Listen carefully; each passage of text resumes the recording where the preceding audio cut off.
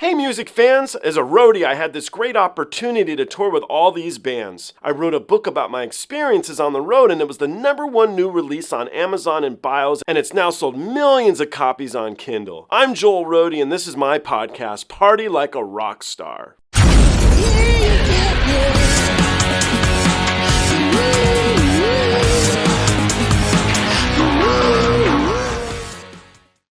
This is our last Taria performance. For now.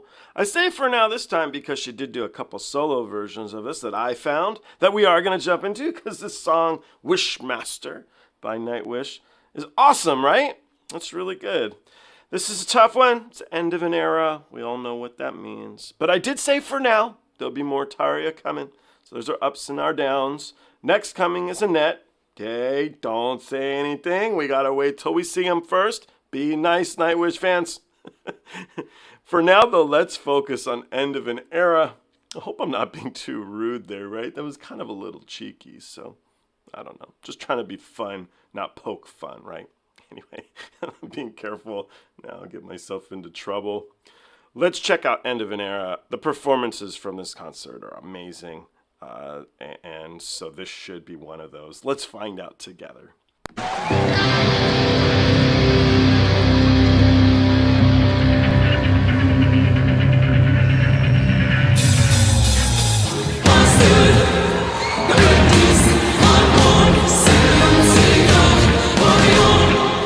Desire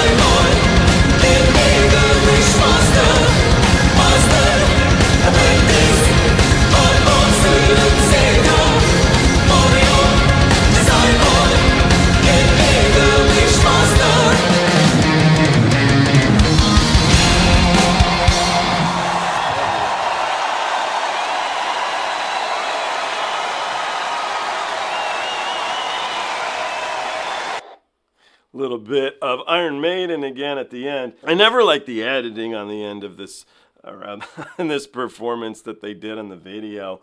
So we'll leave that aside. The performance itself is definitely one of the better ones here. That was really, really good, man. So as you guys know, if you watch my channel, I'm a big Marco fan. And this one highlighted a lot of Marco. In the very beginning of the track, we saw Marco on bass, which was kind of neat, getting the song going. That was a little different. We didn't see that perspective in any of the videos yet, and that was cool. You got the video of Marco throwing his hair back, and it's all slow motion. I was like, oh man, dude.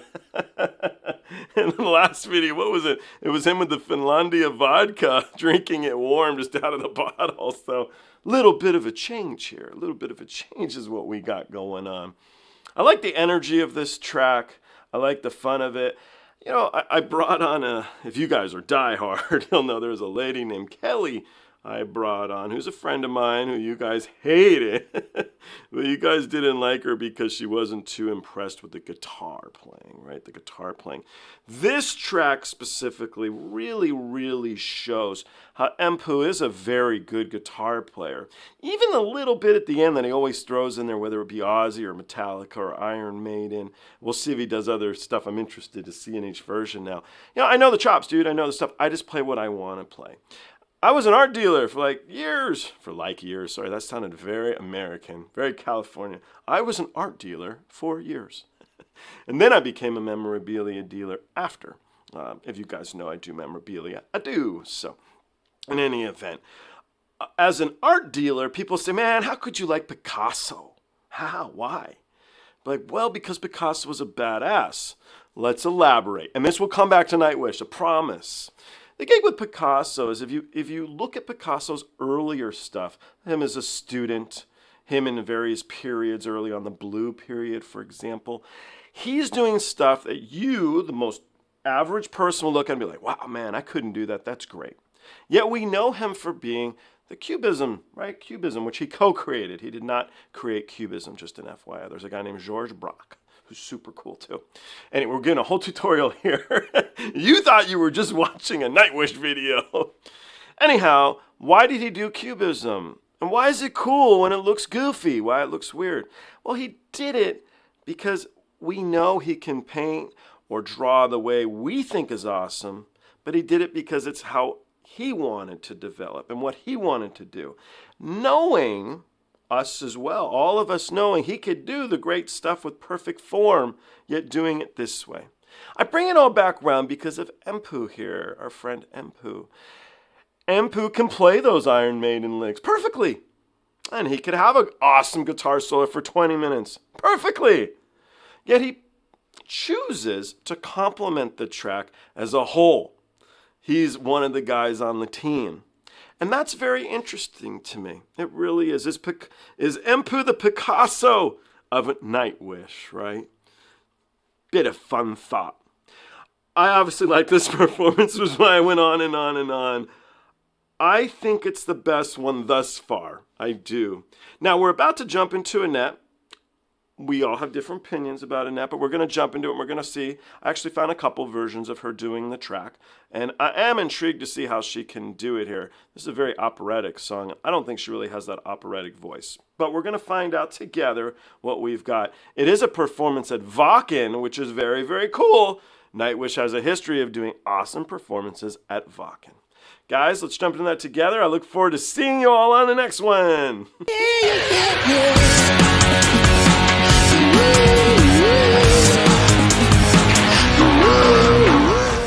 Hey, the podcast is over. What are you still doing here? Well, while you're here, like and subscribe. Thanks.